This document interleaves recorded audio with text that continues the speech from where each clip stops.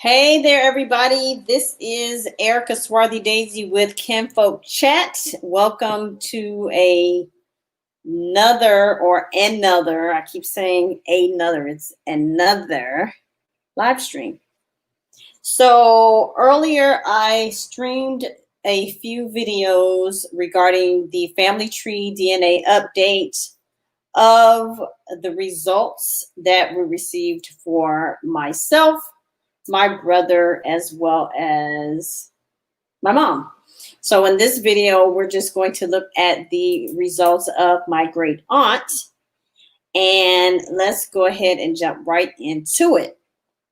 So as you see here on the screen, we have her overall Africa results are 90%. That's broken down as West Africa, and it's Nigeria at 30%. Senegal, Gambia, and Guinea-Bissau at 12%. Ghana, Togo, and Benin at 11%. Guinea and Sierra Leone at 8%. Liberia and Ivory Coast at 7%. Central Africa, which is broken down as Southern Congo Basin at 10%. Northern Congo Basin at 7%. Atlantic Equatorial Africa at 5%. And then we jump down to Middle East at 5%, which is broken down as North Africa, Maghreb, and Egypt at 5%. Hope I'm saying that right. Then we have Europe at 5%, and that is broken down as Western Europe, Ireland 4%, Eastern Europe, East Slavic at less than 1%, Southern Europe, Malta and Sicily at less than 1%, and then Asia, less than 1%, broken down as Myanmar. All right, so again, I am really pleased with how they have started to break down these results. And if you've seen my previous videos on my aunt's results, it was kind of bare bones at first, especially for all of my family tree DNA kits. But now they have since updated and shown that they have more information to share with us. So at one point, I was big into recommending that people go with 23andMe over family tree DNA. The only other thing with family tree DNA is they can get a little long in the tooth. They can get a little pricey and expensive when it comes to some of their add-ons or like levels. Whereas with 23andMe, Ancestry, Living DNA, it's like a one-shot deal. Either you get the Ancestry or you get the Ancestry and Health, and that's the one price. But with family tree DNA, you have to buy a Y DNA, the big Y, the this, the that, the mitochondrial. There's so many different tests, and they're kind of pricey. They can get pricey. But as far as this one is concerned, this is kind of the real basic mitochondrial test. And this test was taken at just like probably a little over 2 years ago, because my aunt has since passed away. So this is my mother's sister. So my mother's aunt, therefore my great aunt. So if we take a look quickly at some of the specifics here, again, looking at West Africa, Nigeria, Senegal, Gambia, Guinea-Bissau, Ghana, Togo, Benin, Guinea, Sierra Leone, Liberia, and Ivory Coast. Then we look at Central, which is the Southern Congo Basin, Northern Congo Basin, Atlantic Equatorial Africa. So all of that's in that Congo region. Then when you look here at the Middle East, you have the Maghreb, I hope I'm saying that right, and Egypt at 5%.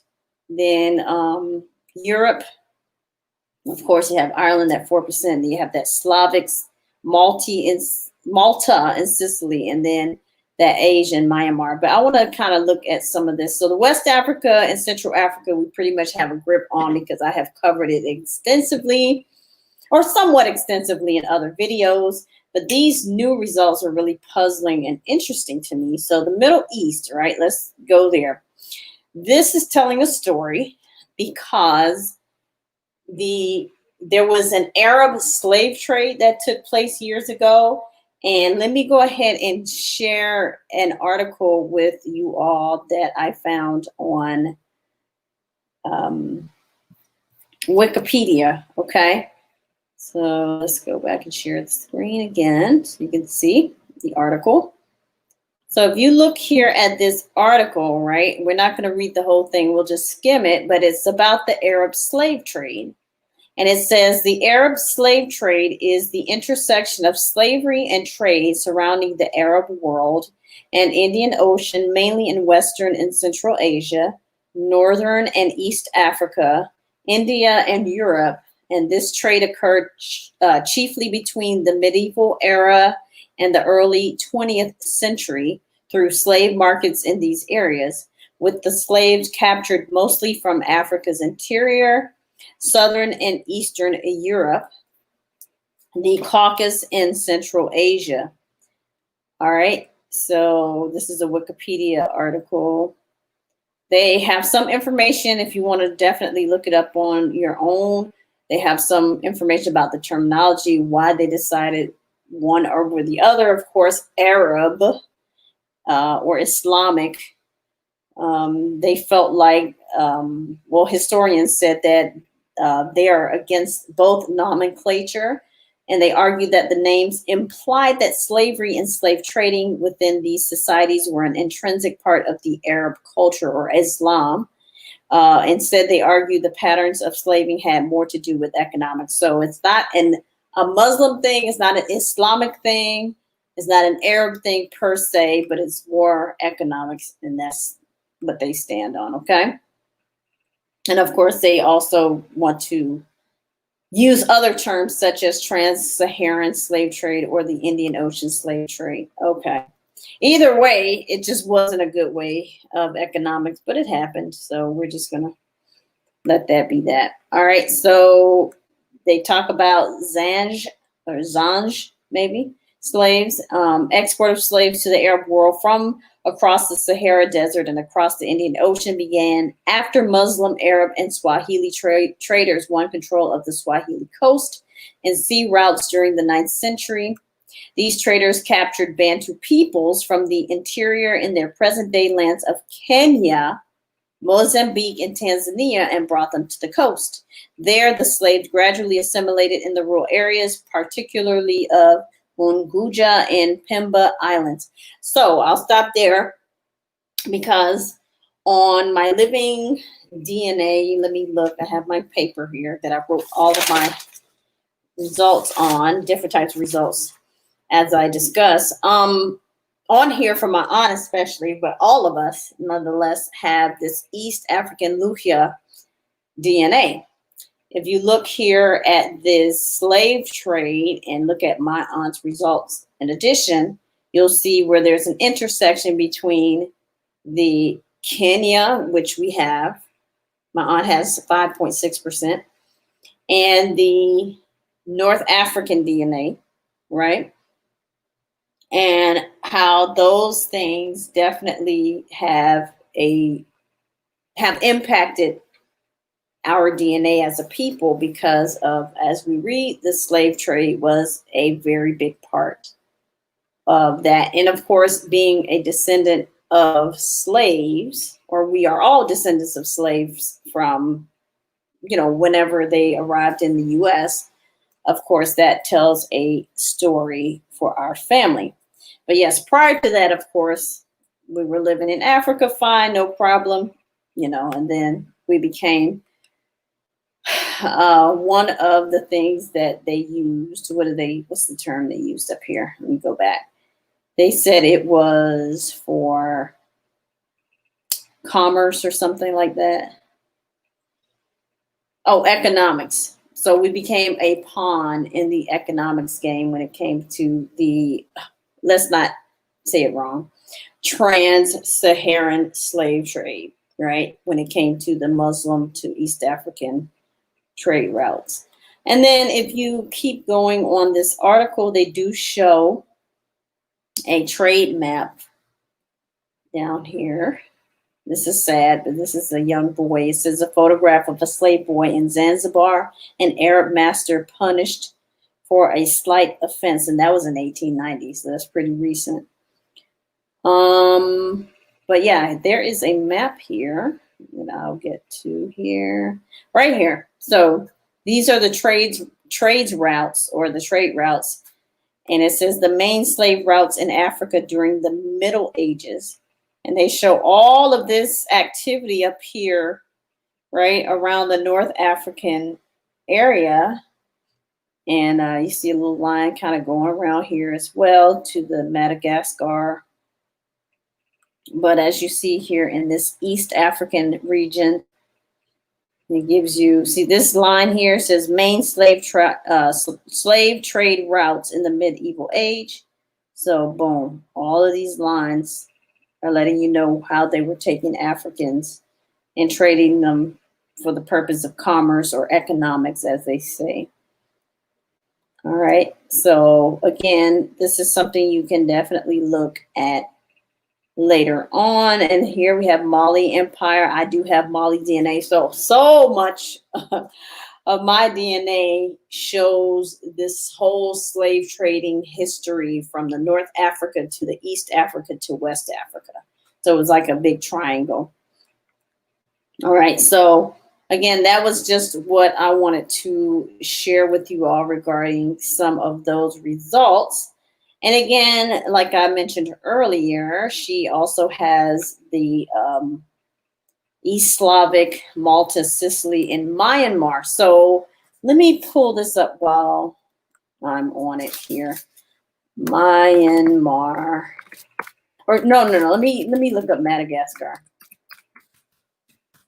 DNA. I want to make sure I'm not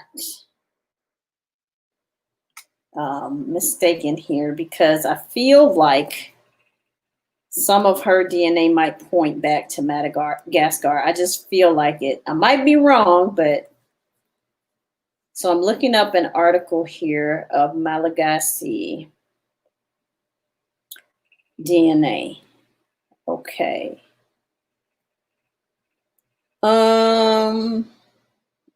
This one is more scientific in nature. Hold on, I might have to look for something else. I think it's a little bit too it's a little bit too sciencey for me. Okay. So they do talk about some of their Asian ancestry, but all I want out of this is okay, let me go back to something else. Let me look. Genetic study reveals the ancestry of Madagascar people. Okay. Malagasy, African Asian, okay.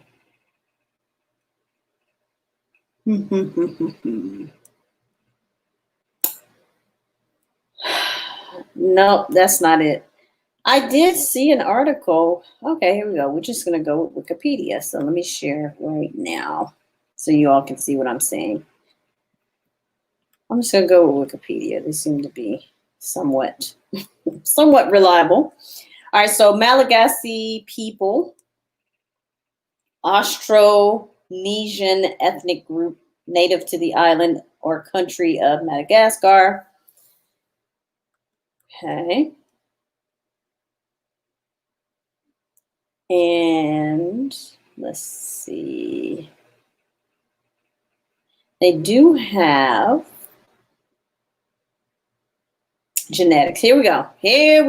All right, so recent genetic studies on the Malagasy people show that all have mixed and African and Asian ancestry. 3 Malagasy populations, Temoro, Vezo, and Makia, have approximately 70% African ancestry and 30% Asian ancestry, while others have lower African ancestry.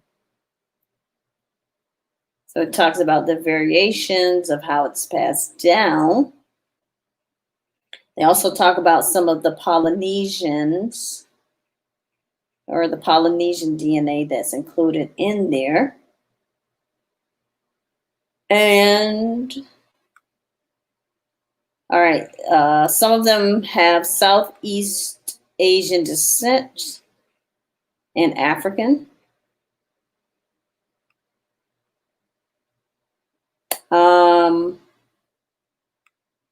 Let's see, the diaspora. I feel like I read somewhere where they talk about the Asian people that were actually there. I hope I didn't pass it. Culture. I know I read it before. Who are the people?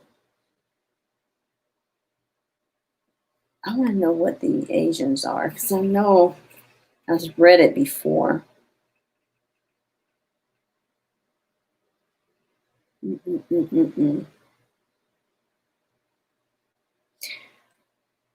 All right, so large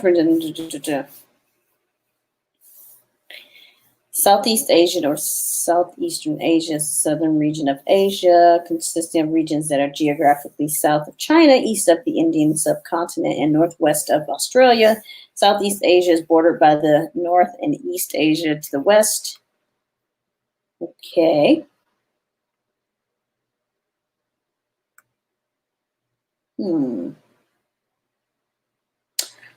I will have to look more in depth to find the information that I was looking for, because I promise you I saw where the Asian people were. I don't know why when you Google this stuff, it just doesn't tell you. So let me look one more time before I log off, because I know I saw it in an article that I read. I read so much that I'm starting to kind of get mixed up in my brain here. Okay, let me just see something. DNA of Madagascar. Okay, maybe.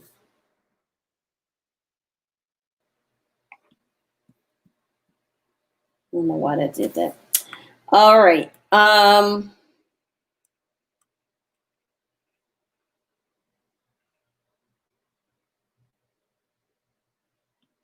Oh, here we go. I found something that I actually read before. So this one is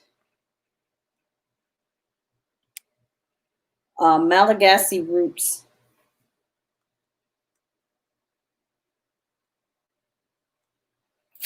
No, that's not it. I'm sorry, y'all. Let's see. I know I did a video on it before, and I thought this was going to be a simple lookup, but apparently it's not. So the whole point of this research, and y'all see my process, I'm kind of talking to myself, going back and forth, and looking up different resources. But I wanted to make that connection with that last piece of DNA that's popping up on my aunt's side, which I feel like points to the Malagasy DNA, and I feel like the people from Myanmar are a part of that. So Myanmar people of Madagascar. Maybe that'll pick it up.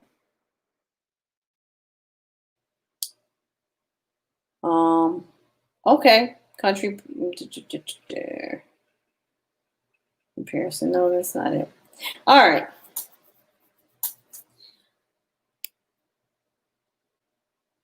There are several different articles that are pulling up, but I do not find the one with the information that I had. I know it was on Wikipedia, but it seems like somebody edited it out, and I don't know if it was because it was incorrect, or maybe I'm just not finding it right now. But if you check out my other video on Madagascar, you will definitely see some more of the information that I was trying to refer to live, but that is kind of difficult to do. So anyways, I wanted to share those results with you all regarding the results of my great aunt. And again, she, as an overview, has Africa 90%, Nigeria, Senegal, Gambia, Guinea-Bissau, Ghana, Togo, and Benin, Guinea and Sierra Leone, Liberia and Ivory Coast, Southern Congo Basin, Northern Congo Basin, Atlantic Equatorial Africa, North Africa, Maghreb, and Egypt. Europe is Ireland, and then Eastern Europe, East Slavic, Southern Europe, Malta and Sicily, and then Asia, Myanmar. So that's it. Make sure if you are watching the replay, make sure to leave a comment below. Let me know what you think about these results. And I'll make sure to link my other videos that I've also shown with the 2020 family tree DNA updates, including my own or my updates, my brother's updates, as well as my mom. That's it. Thank you guys so much for watching. Catch you in the next one. Bye-bye.